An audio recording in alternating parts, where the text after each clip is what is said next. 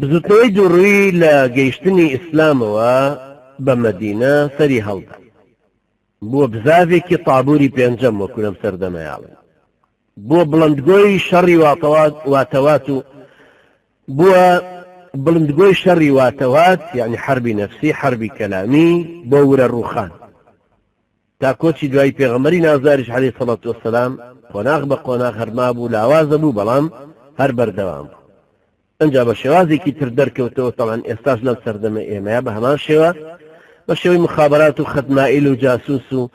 ناوگۆڕین و دووڕووی و منافقین و نوێژێکی درەودە لەسا سەرزارەکی پیا ئەبنەوە بزوتنەوەی سلبی دووڕوەکان ڕەنج و کارێکی زۆری مسلمانانی بەسیڕۆدا لە هەموو سەردەمێکی شەهر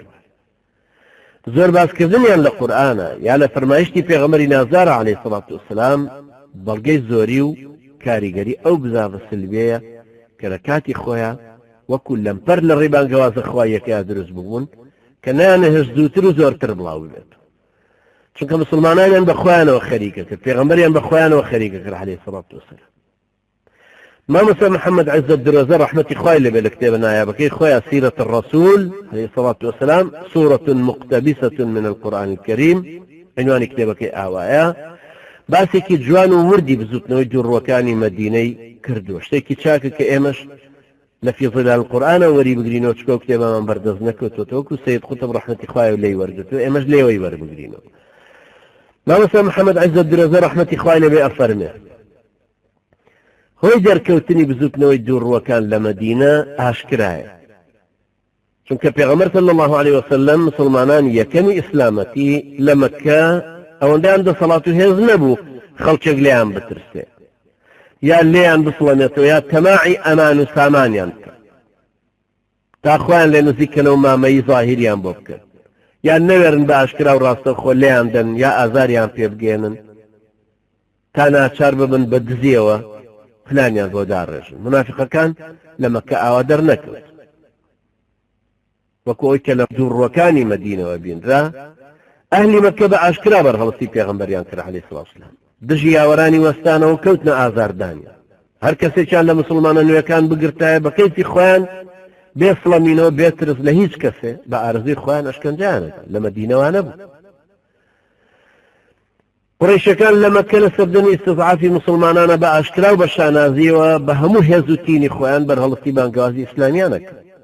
بێ ئەوەی کەس ڕێیان لێ بگرێت چونکە هەموو هێز و دەسەڵاتێک بەدەست ئەوانەوە بۆیە مسلمانان ناچار بوون بۆ قوتارکردنی خۆیان و دینەکەیان لە مەککەوە هەڵێن سەرەتا کۆچکەن بۆ حەبەشە و دواتریش بۆ مەدینە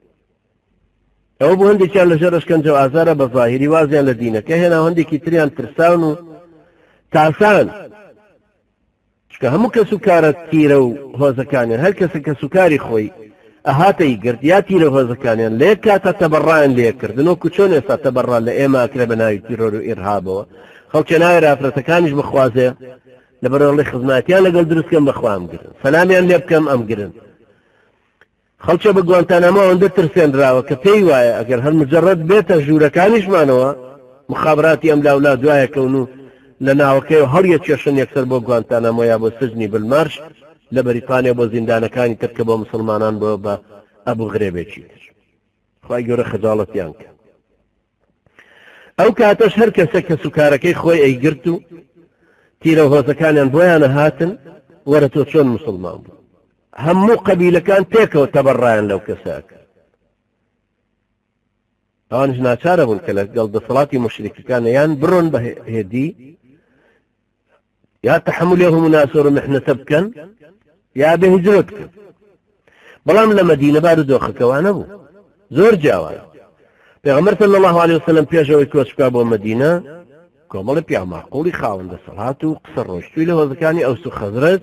کەسب کردن کە لە مەدینە بوو کۆچیشی نەکرد بۆ لایەن تا بەیعەت و پەیمانی لێوەرگرتن و دڵنیا بوو لێیان کە خۆیان بە قوربانی دین و هەڵوەستەکانی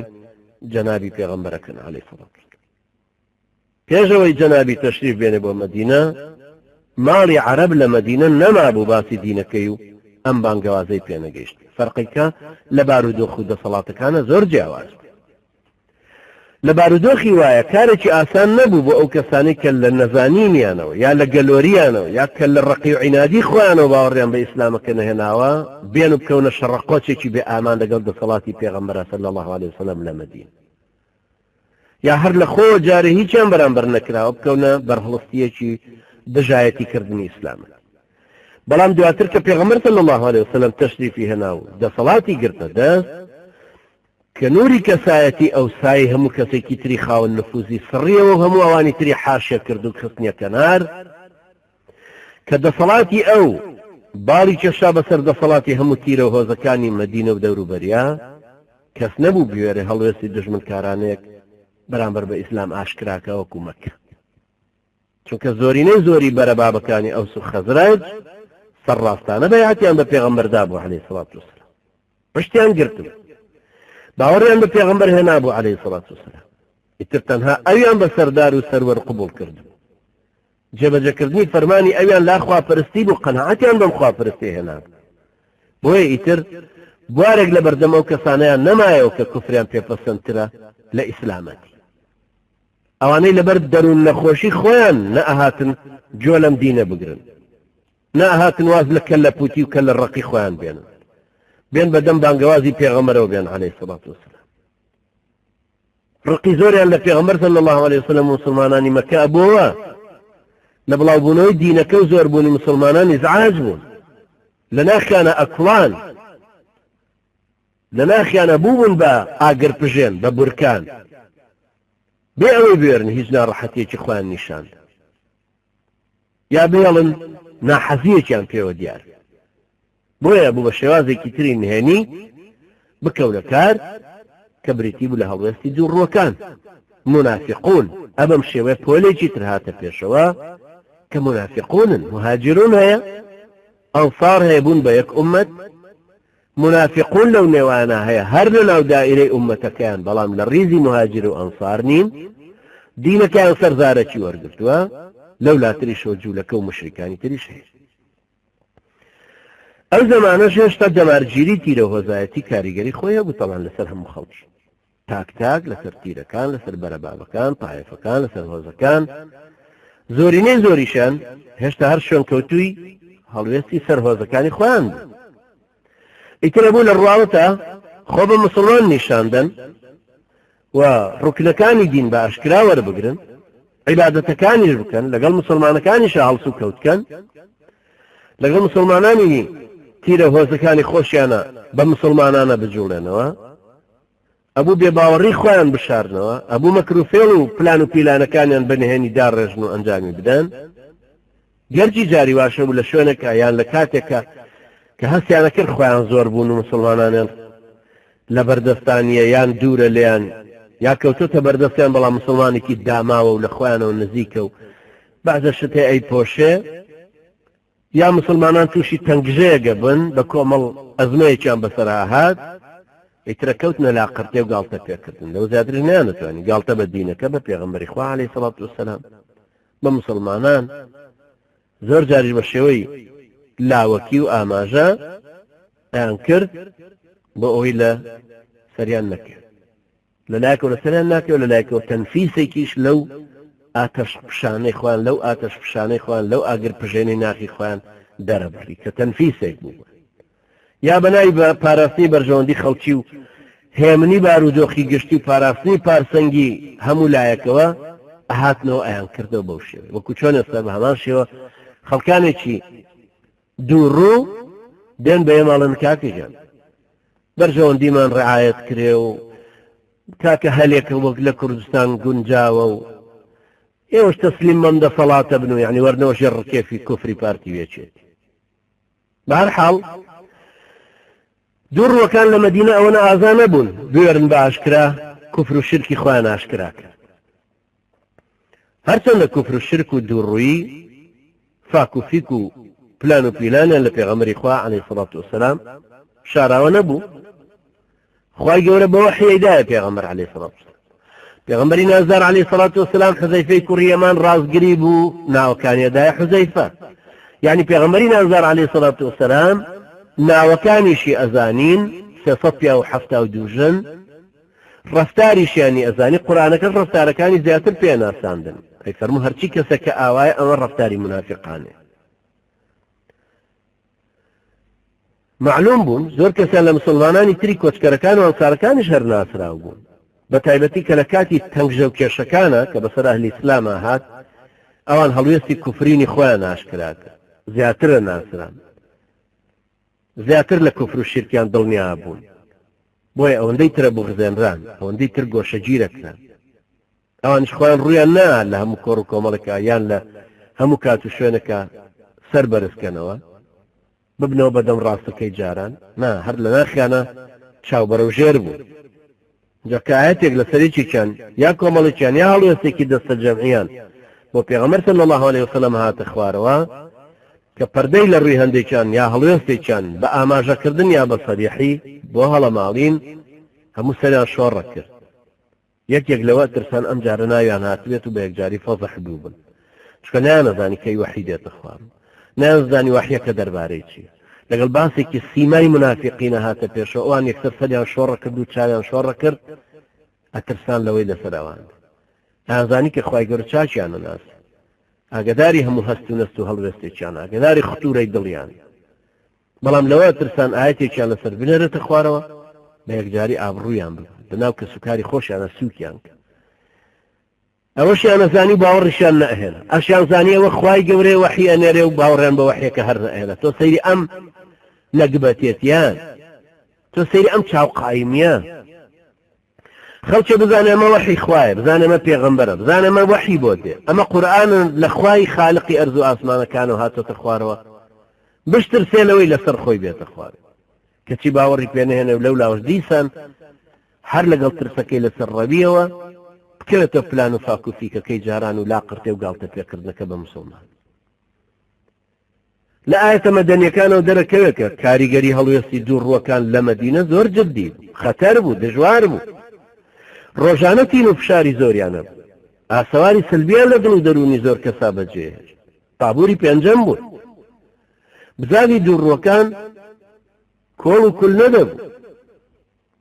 هەرە دووت خەباتێکی حەقپەروەرانەی نەفساوەیە و خاوەنەکانی ماندوو نابن چۆنەڵێ بۆ مزگەوتیەکە بۆ خوایەکە ئەوان بۆ هەوا هۆس و نەفسی خۆیانە کرد لە دژی دینی خوای گەورە بەڵام ماندوو نەبوو لە هەڵوێستی ڕوبەڕووبوونەوە و بەرهەڵستیە ئەدوت سەرانی مەکەن زەمانەکە هێناونێتەوە بۆ ئێ هەرەوەندەی کە کات و شوێن و ڕۆڵ و ئەکتەرەکان گۆڕاون ئەمان ئەو ڕۆڵە ئەبینەوە کە لە مەکە ئەبینرا بەڵام بە بێشم شێر بەکارهێنان و تند و تیژی و کۆبوونەوەکیان لەدارن نەدووە ئەمان سەرشۆڕن ترسنۆکن دووڕوون بە دزیەوە ئیشەکەن بۆیە کەلیمەی نیفاقیشیان پێوتراوە نیفاقیش ئەو جرجەیە ئەو مشکەیە کە لە دەشتا دوو کون هەڵە دروستەکە کونێکیان لەو سەرەوە سەری لێ دێنێتە دەرەوە لەگەڵ دژمنی بینی مەترسێکی بینی ڕاکە لە کونێکی کەشیانەوە خۆی خاتە ژەرزەوی کە ویستیشی دەرچێت لە کونەکەی تریانەوە دەرێت ئەمەش دووڕوو بوون دوو سەر بوون دوو ڕێ بوون دوو هەڵوێست بوون بەڵام لە هەمان کاتە ئەمانە کاریگەری گەوریان لەسەر بانگەوازەکەش بوو لەسەر خودی بانگەوازەکە نەیان بوو بەڵام لەسەر مسلمانان ئیدعایاتیان بڵاوە کردو قسەیان بڵاوە کردو وەرەی مسلمانانیانە ڕووخان مسلمانانیشی نوایان تیا بوو سادە بوو ساویلکە بوو تازە مسلمان بووە قسەکە کاریگەری لەسەر دروستەکردن لەگەڵەوەشا کە دووڕۆکان یەک بزافی یەک دید و یەک ڕێباز و یەک ئامانج نەبوون یەک سەرکردایەتی و یەک ئاڕاستە نەبوون لە بەرامبەریشیانە ئیسلام یەک دیدی خوایی یەک ڕێبازی پێغەمبەرانە یەک ئامانج یەک سەرکردایەتی بەهێز و یەک ئاڕاستە هەبوو بەڵام هەڵوێستی دووڕۆکان هەر کاریگەر چکە بربەستێکی ڕۆژانەی ماندوونە ناس بوو ئەمە دەرسە بۆ ئێمە کە بزانین ئەو کەسانی کە مرکزی دراسات و لێکۆڵینەوە توێژینەوەیان هەیە بەرامبەر بە ئیسلام شت دروستەکەن ئەبێت بزانین کە کاریگەریان لەسەر ئێمەشە بێ مەقالەیەکە بابەتێکە باسێکە قسە فرێدانەکە لە ژوورەکەیە لە کۆڕا لە مزگەوتە لە جێیەکە لە ڕیزی خۆمانە لە تەنزیماتمانە لە جەمعیاتمانە لە شوێنەکە کە دەستگامان هەیە ئاشکراین ئەوان دێنە ناوە قسەیەکی وا فرێدەنەدەتەوە بە شەڕی واتەوات خوای گەورەشە فەرمێوە فیکم سەماعون لەهو تیاشتانەکەی تر جوێنەوانەگرن بۆیە آخر لەو سەردەمەیە لە زمانی پێغەمبەری نازدارە لە زمانی هاتنە خوارەوەی وحیە لە زمانی یەکڕیزی مسلمانان یەک سەرکردایەتی یەک ئیتیجاه یەک هەڵوێز کەچی دووڕوەکان کاریگەر بوو چکە بەربەستێکی ڕۆژانەی ماندوونە ناز هەروەکو چۆن ئێستا مخابراتی وڵاتان دراسی هەموو شتێکی ئێمەی کردوتەوە محاولە ئەکا بزانە بەچی کاریگەری ئەم دینەمان لە دڵ و دەروونە زەعیفەکات بەچی خەڵکێ دەترسێنە نەهێڵێ بێنە لاڵە بەچی دڕدۆڵمانەکە لە لای خەڵکی و ناشرینمانەکە و زەق نیشانمانەداتەوە بە شێوەیەکی زۆر قێزەون و ناشرین بۆی خەڵک نەتوانێت نەوێرە بێن پەنجێ ئەو سەردەمە منافقەکانیش وا بوو